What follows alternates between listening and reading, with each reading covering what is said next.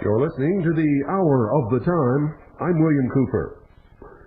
Ladies and gentlemen, we have been bombarded lately with a plethora of extraterrestrial alien claims, supposed abductions, phony government documents, a comet coming toward the Earth with a mysterious spaceship accompanying it, larger than the Earth itself, hollow, and sending out warning messages as it gets closer.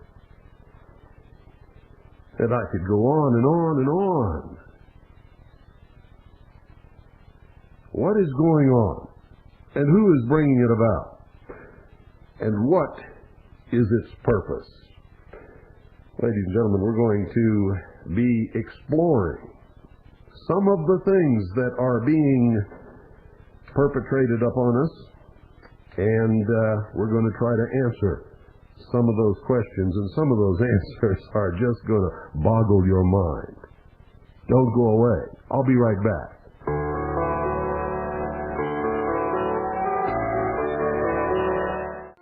A whole new world. Well, we're seeing that certainly being thrust upon us from every quadrant. From politically correct thinking to the attack upon patriotism and militias. I mean, it's amazing what is going on. But this extraterrestrial crap, and it is crap, perpetrated by all of those little la-la-woo-woo people who run around in the UFOlogy movement. And I know them all, ladies and gentlemen, because there was a time when I believed this stuff too. So I understand how you can fall into it. What you've got to understand is that you have to stop thinking with everything besides your brain and start using your brain and fall back out of it, because it's going to get you. It's going to bite you good.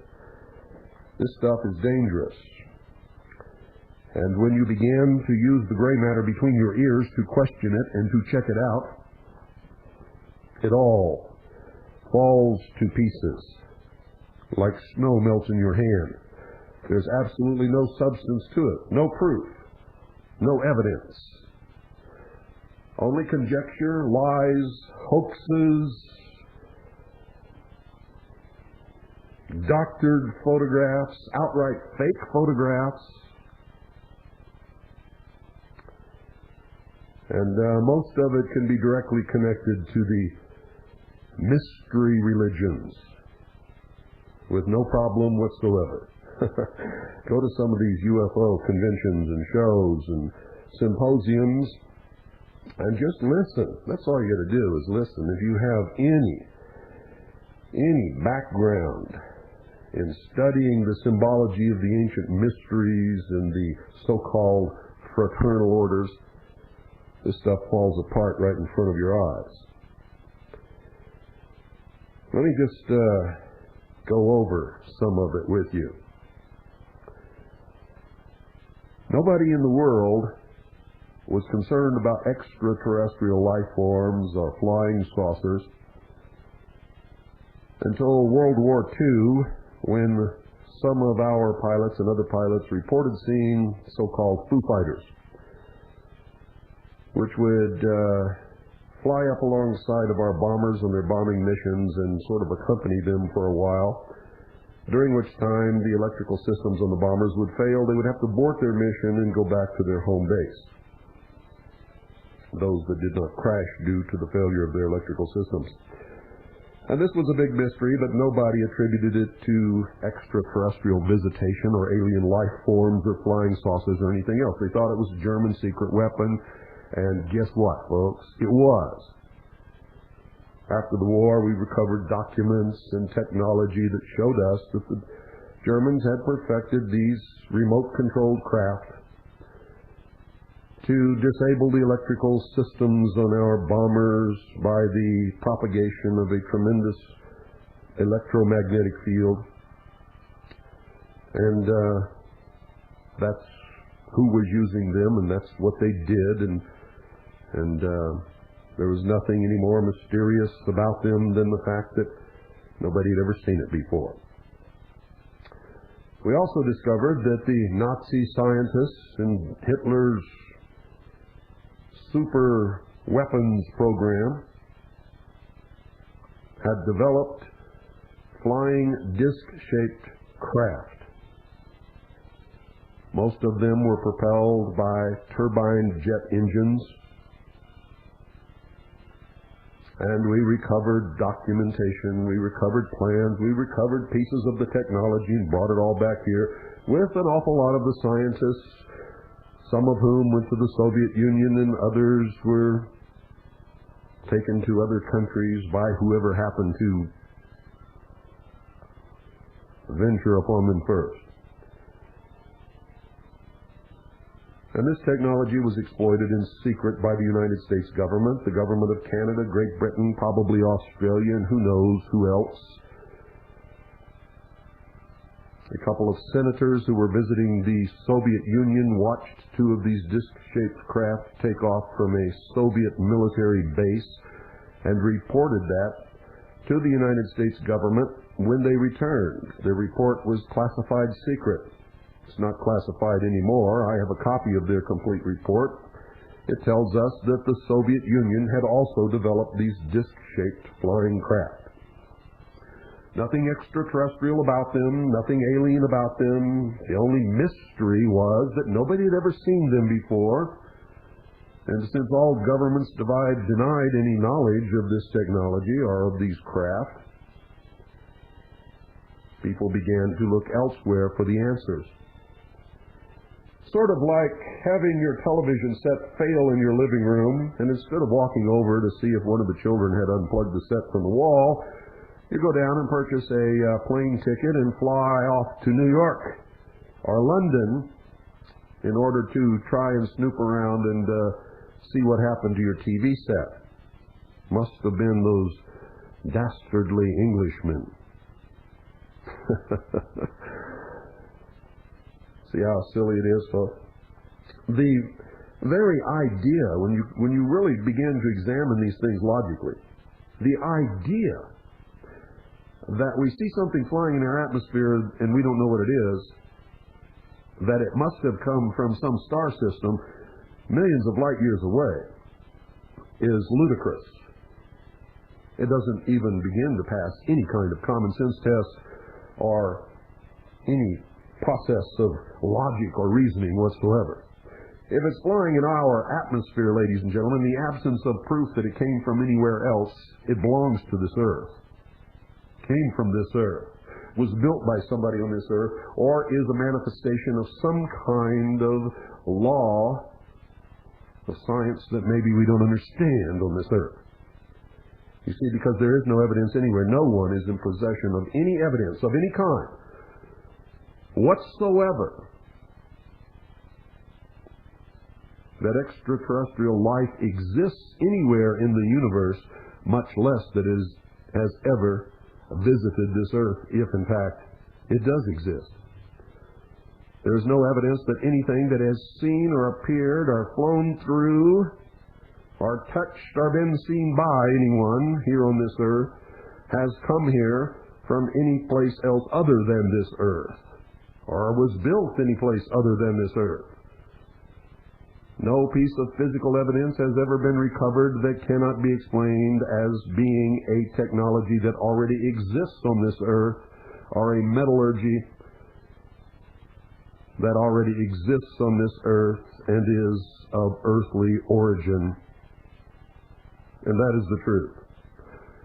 And if you don't believe that, folks, some organizations and people have offered millions of dollars in reward to the first person who can ever present them with any proof of the existence of extraterrestrial life forms or extraterrestrial technology or extraterrestrial visitation or extraterrestrial origin of flying saucers or UFOs or anything else that you can imagine.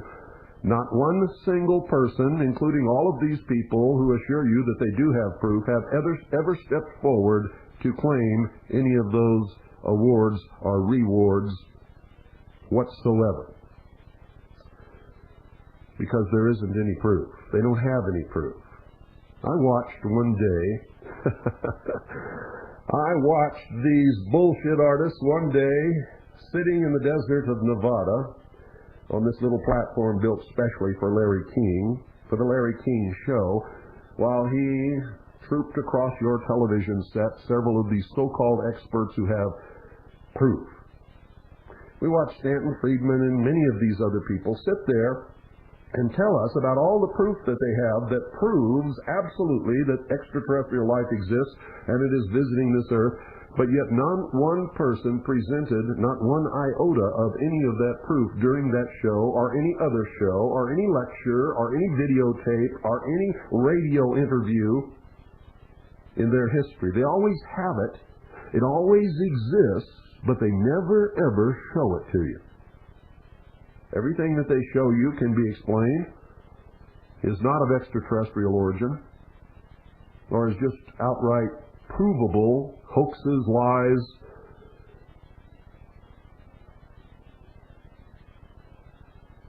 fake photographs, phony documents supposedly obtained from the United States government, and on and on and on, without reservation.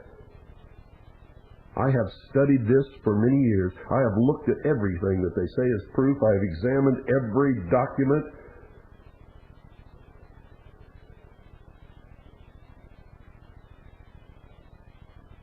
And there just isn't any. It doesn't exist. So what is the purpose of all of this? What is it that they're trying to tell us? Well, ladies and gentlemen, when you have examined all of it, it fluctuates from extremes. You see, there is one element of it that tells us that we are terrible, terrible examples of citizens of the universe. That we are a despicable species that has sprung up on this earth, and that we are destroying each other, and we are destroying the earth, and we are destroying the environment, and we are a vicious, violent, war-making species, and that this somehow is disturbing the harmonics of the universe. And on some faraway star system, these extraterrestrials felt this disturbance in the space-time continuum and decided to come and save us from ourselves. These are the so-called benevolent aliens. They've come to save us. And those of us who will not be saved, they will leave here to destroy ourselves and the earth, and they're going to lift up from the earth all the New Agers and the believers and the gentle people who are in the process of an evolutionary shift in consciousness. They call it a paradigm shift. And they will be taken somewhere else while we destroy ourselves, probably to the planet of the benevolent aliens, who will then treat them as kings and queens and gods and goddesses and all this other blithering blather that you hear.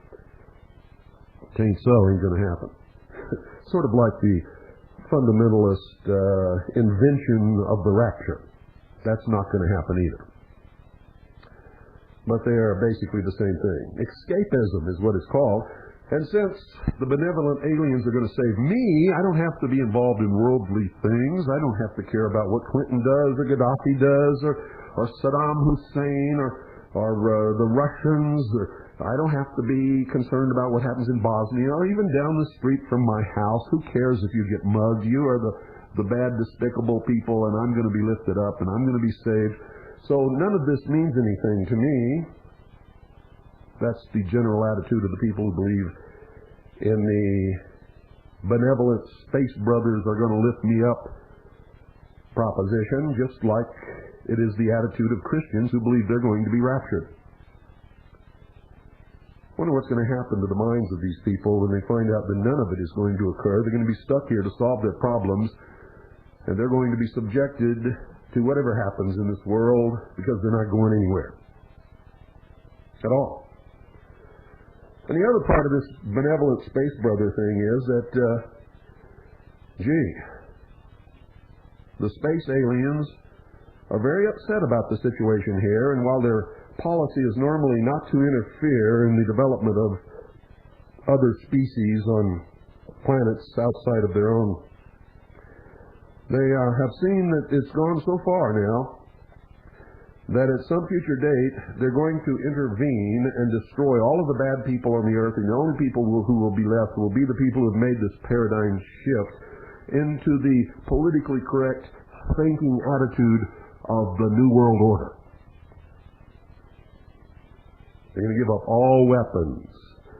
They're going to disarm. They're going to be meek and obey their leaders. And oh, guess who's propagating that? Oh boy. Well, that's the benevolent alien side of this thing. There's another side. The other side is that these extraterrestrials are another whole species, or maybe several other species of extraterrestrials, aside from the benevolent space brothers, as they're called. They're not my brothers.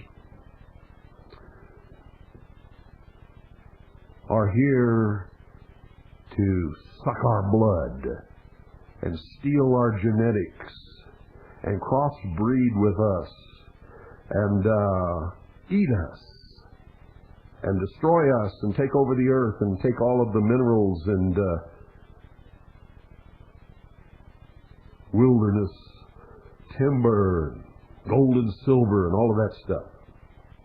And that they are secretly behind those in power who are evil and who rob and steal and lie and foment wars and all of those things. They're really being directed by these what are called negative aliens.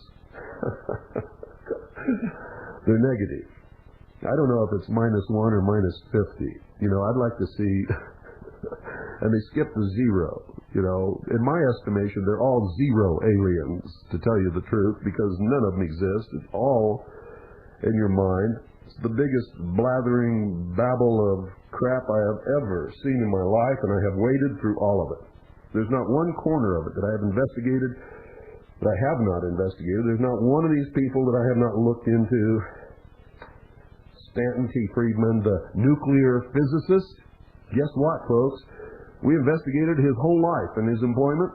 We can't find one single time in his life, or any company or corporation or government agency that will ever admit that he worked for them in any capacity that involved nuclear physics whatsoever. Period. We can tell you without any doubt whatsoever that for the last 25 years he has never gone near a nuclear reactor. He has never gone near any employment having to do with nuclear physics whatsoever. In fact, his main occupation has been going around the country lecturing and speaking in front of groups for large fees, telling them all that he's a nuclear physicist. And I even have a copy of his curriculum vitae and all of the companies and corporations that he has claimed to work for. We have written them letters, ladies and gentlemen. They say they never heard of the guy. They have no record that he was ever employed by them or that he was ever a nuclear physicist for those companies or anything else. The ones that we can locate that he did work for say that no, they're not involved in nuclear physics. They don't have any atomic reactors. They're not building atomic bombs. They don't mess with radioactive isotopes. And yes, Stanton T. Friedman was employed by them, but in none of those fields. So why does he claim to be a nuclear physicist? Well, simply, folks, because you have been brainwashed to believe someone who says he is a nuclear physicist. That's why, or at least that's what appears to be the reason. Now, if he was a nuclear physicist, or he ever worked as a nuclear physicist, I'm going to tell you right now, we have not been able to locate anybody who will admit to such a thing. And we've tried. We have tried. We've gone through his resume and his curriculum vitae, and we have contacted all of these people, and not one single one of them will tell us that Stanton T. Friedman ever worked for them in any capacity as a nuclear physicist. How about that? Isn't that something? Well, I think it's something. And he's just one. I mean, I can go through the whole skedaddle, I can assure you. And probably will. Then there's the Philadelphia experiment, which never occurred, and people running around the country telling you that they were subjects of the Philadelphia experiment and traveled through time. Al Bielek is one of them. And many of you are falling all over these stories. You just love to hear them. And you lavish all the attention and money in your pockets on these people. The problem is, you see, there's nothing wrong with listening to a story and saying, hey, that's a great story, but when you believe it, with no substantiation whatsoever, it will not withhold its credibility with even the slightest, most amateurish investigation by anyone. It's blathering baloney, without any doubt whatsoever. It is the most... Well, I'll tell you what, it doesn't say much for the mentality of a large segment of the American population and of the population of the rest of the world who are all believers of this stuff.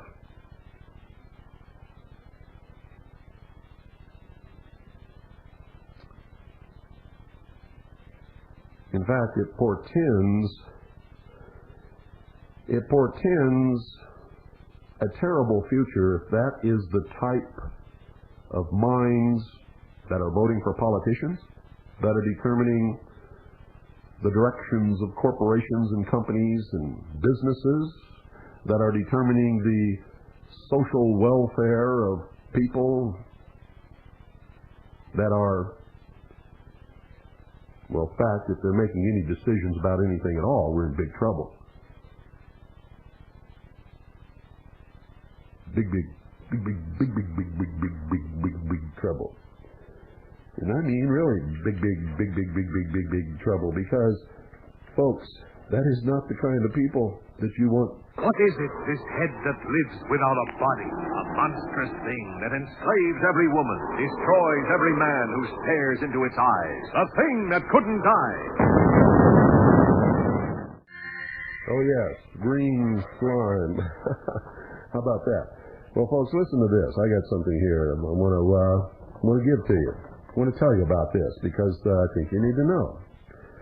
So here we go. This is about the Philadelphia experiment.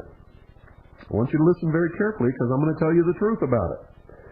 And all you people who've been running around spending all your money on lectures of people who supposedly took part in this and buying books that feed you all the blather and lies that you never check out. Here's the story. Allegedly, in the fall of 1943, a United States Navy destroyer was made invisible and teleported from Philadelphia, Pennsylvania to Norfolk, Virginia, in an incident known as the Philadelphia experiment. Records in the Operational Archives branch of the Naval Historical Center have been repeatedly searched, ladies and gentlemen, by me and many other people. No documents have been located which confirm the event or any interest by the Navy in attempting such an achievement. Just never happened. There was, however, during the war, the development of degaussing. Degaussing were huge cables that were wrapped around inside the hull of the ship, both longitudinally and athwart ships, and tremendous electrical currents were put through these coils, and they're still in use on naval ships today, which created an electromagnetic field in order to neutralize the natural magnetic field of the ship so that the ship would not be blown up when it went through a minefield populated by magnetic mines. Now, I've always known about this because in the Navy I was a quartermaster. It was my job to set the degaussing coils. And it was my job to notify the range when we entered or left harbor, the degaussing range, so that they could measure the magnetic field of the ship and then give us the proper settings which we could determine how to neutralize this magnetic field so that some crazy idiot somewhere could not plant magnetic mines which we would then run over and blow up our ship. Of course, we didn't want the Germans to know about this. and the original source of this so-called Philadelphia experiment may have been an Office of Naval Intelligence counterintelligence operation to make the Germans think we had developed something that would make ships invisible. And even though we couldn't, just the thought of such a thing would have sent them into convolutions of insanity. The ship involved in this so-called experiment was supposedly the USS Eldridge. We've checked all the operational archives, all the ship logs, the deck log, the war diary from the Eldridge's commissioning on the 27th August 1943 at the New York Navy Yard through December 1943, and every record that we could find. And here's the description of the Eldridge's activities as summarized from the ship's war diary. After commissioning, the Eldridge remained in New York and in the Long Island Sound until 16 September, when it sailed to Bermuda. From 18 September, the ship was in the vicinity of Bermuda undergoing training and sea trials until the 15th of October, when the Eldridge left in a convoy for New York, where the convoy entered on 18 October. The Eldridge remained in New York Harbor until the 1st of November, when it was a part of the escort for convoy UGS-23, New York section. On the 2nd of November, the convoy entered Naval Operating Base Norfolk. On 3 November, Eldridge and convoy UGS-23 left for Casablanca, where it arrived on 22nd November. On the 29th of November, the Eldridge left as one of the escorts for convoy GUS-22 and arrived with the convoy on 17 December at New York Harbor. The Eldridge remained in New York on availability training and in Block Island Sound until the 31st of December, when it steamed to Norfolk with 4 other ships. During this time frame, Eldridge was never, ever, now listen to me, was never, ever in Philadelphia. The Eldridge's complete World War II action report and war diary coverage, including the remarks sections of the 1943 deck log, is available in microfilm, ladies and gentlemen. NRS-1978-26. That's NRS-1978-26. The cost of duplicate film is indicated on the fee schedule. If you write to them and ask for it, they'll send it to you. And all you have to do is fill out the order form and send a check or money order for the correct amount, as indicated on the NHC fee schedule. Make it payable to the Department of the Navy, to the Operational Archives, and send it in. How about that? Supposedly, folks, the crew of the civilian merchant ship SS Andrew Feruseth observed the arrival via teleportation of the Eldridge into the Norfolk area. Andrew Feruseth, this is a hard, I've never been able to pronounce it. It's spelled F-U-R-U-S-E-T-H'-S.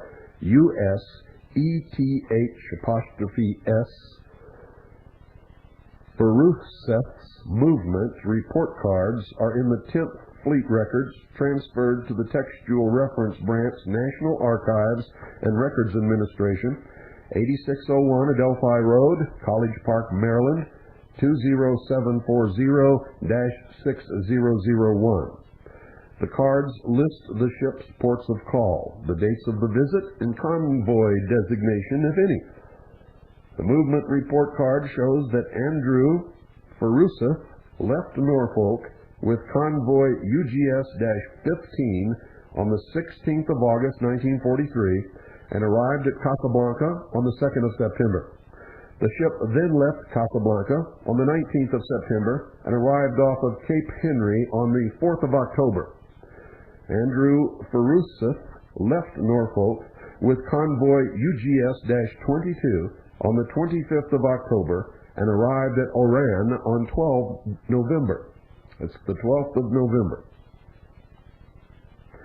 The ship remained in the Mediterranean until it returned with convoy GUS-25 to Hampton Roads on 17 January 1944. The archives has a letter from Lieutenant Junior Grade William S. Dodge, United States Navy Reserve, retired, who was the master of Andrew Faruseth in 1943, categorically denying that he or his crew observed any unusual event while in Norfolk. Eldridge and Andrew Faruseth were not even in Norfolk at the same time ever. The Office of Naval Research, which is the ONR, has stated that the use of force fields to make a ship and her crew invisible does not conform to known physical laws.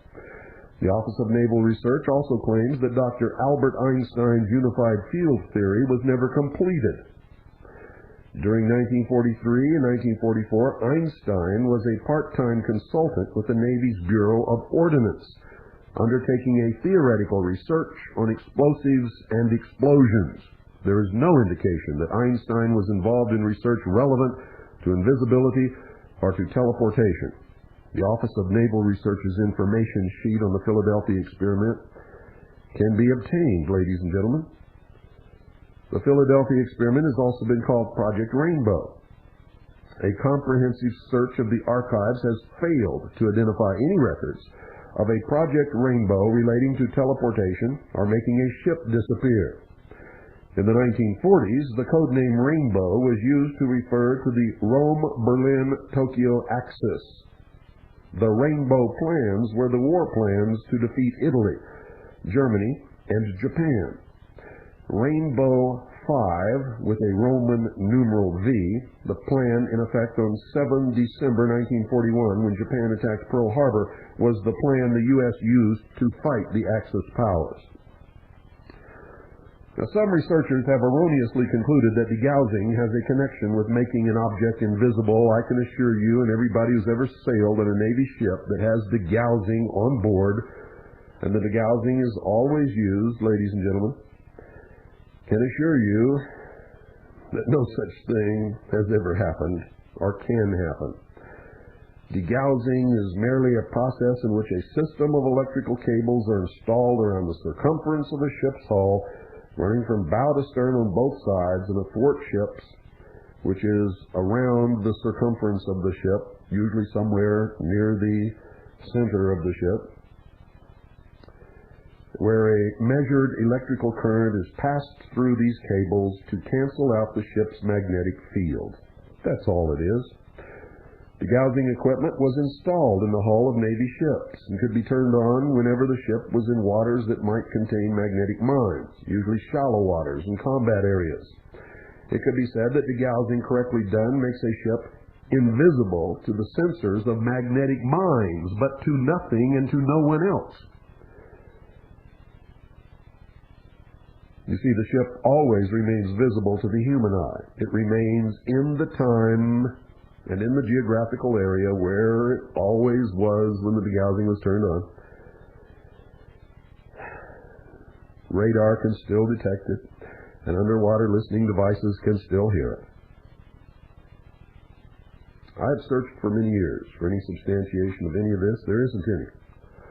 It cannot possibly be true. It is fake, phony, it is a lie. After many years of searching, no one has been able to find any proof whatsoever that any of it ever happened. The staff of the operational archives and independent researchers have not located any official documents that support the assertion that an invisibility or teleportation experiment involving a Navy ship ever occurred at Philadelphia or any other location, ladies and gentlemen. I hate to say this, but you've all of you that believe in this stuff, that is, have been taken for a ride, and it's your own fault. You never check anything. You never do any research, no investigation. You just believe it. Why do you believe it? That's what I want to know. Is it because you want so much to believe it, that you want it to be true? And if you do, why?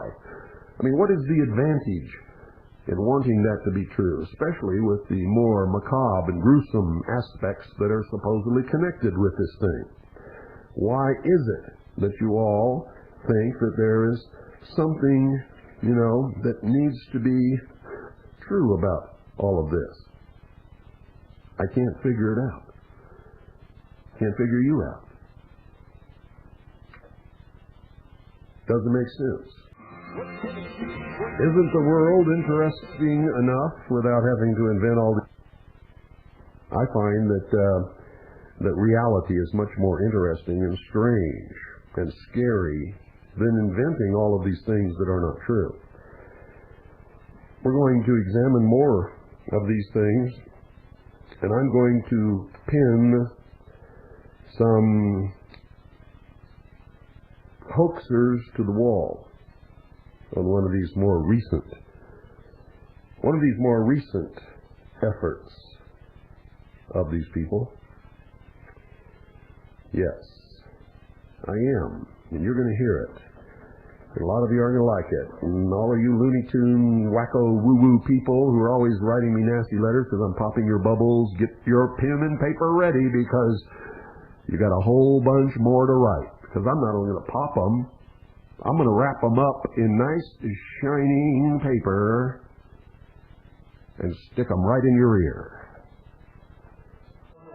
What's that secret word keeping? Green door. Green door. What's the secret behind the green door?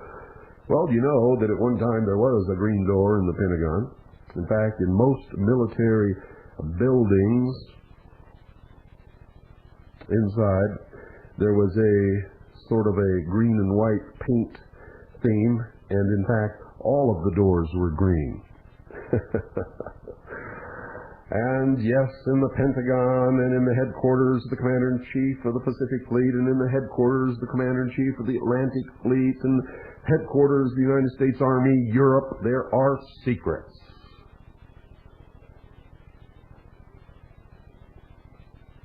Quite a few, as a matter of fact.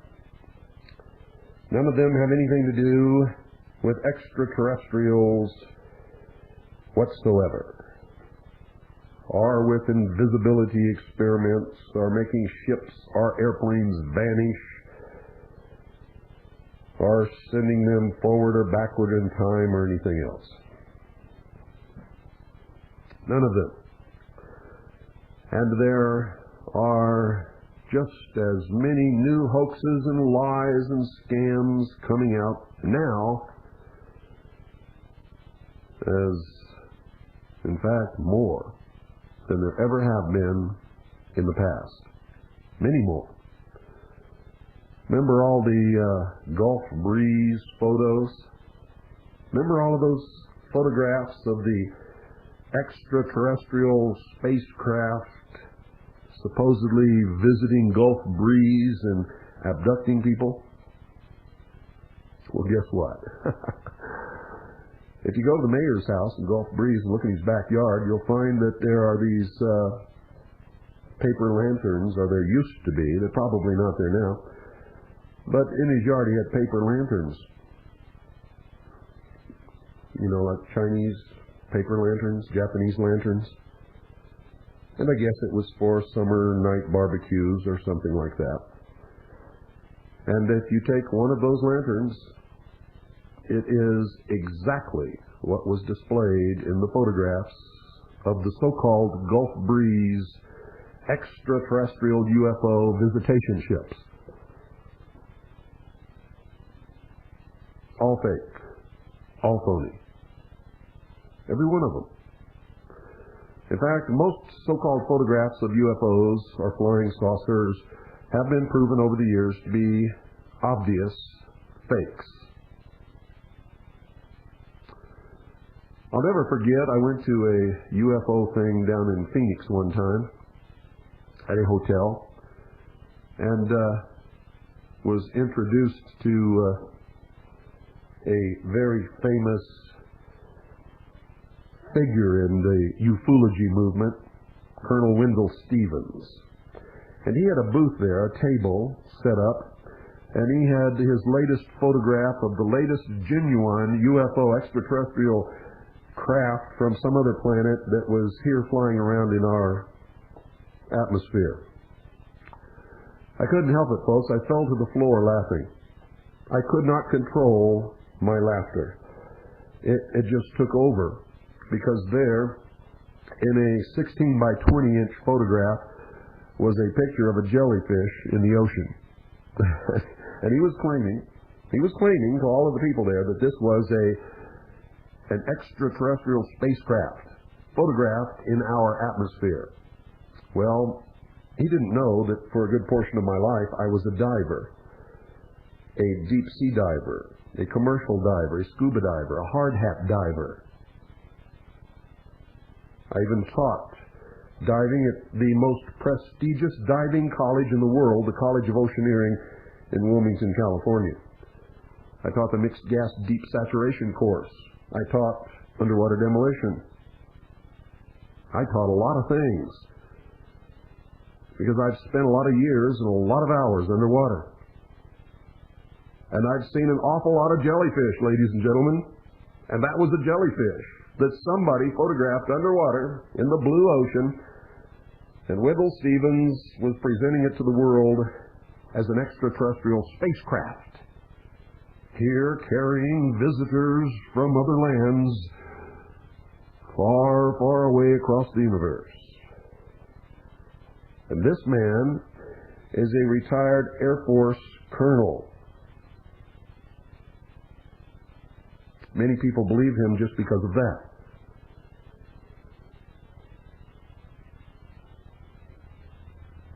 What is it about people that makes them fall for such nonsense? I've studied for many hours the Billy Meyer photographs from Switzerland. The first thing I found out about Billy Meyer when I studied his history and his politics and his character is that he's a communist. Billy Myers is a communist. Admitted communist. That was a strike against him to begin with. Then when we began studying his photographs and we found things hanging from strings, that sort of made us chuckle. Then when we found a very famous UFO photograph that he had put out and compared it to the lights in his garage and found out it was the exact same thing, I mean, that really made us laugh. And then when we looked at his motion picture footage and saw that the DMAX and the emulsion obviously changes as these craft enter and leave the picture.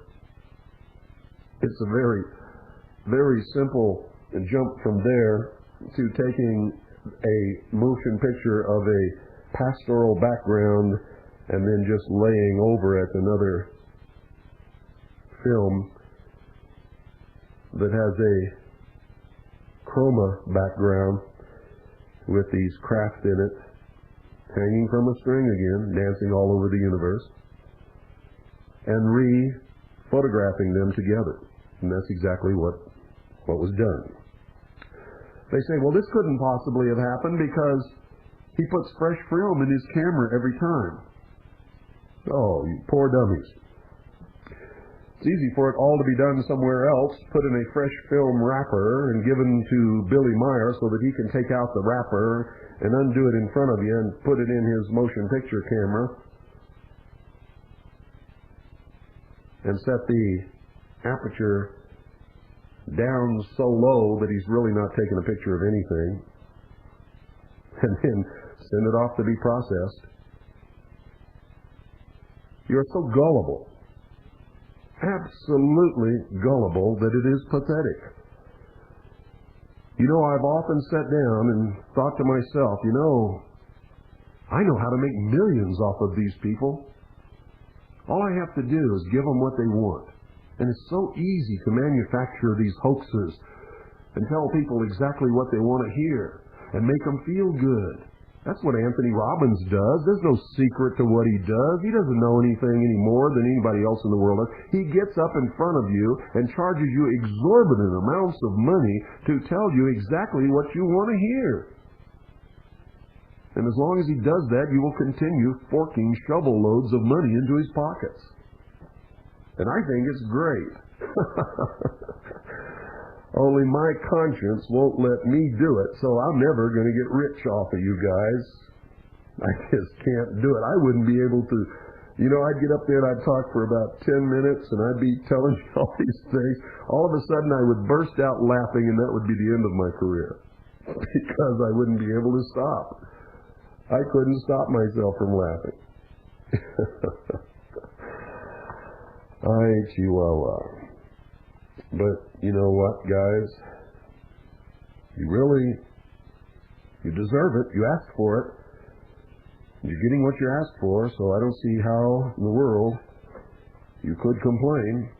It's impossible to complain about something that you asked for in the first place, don't you think?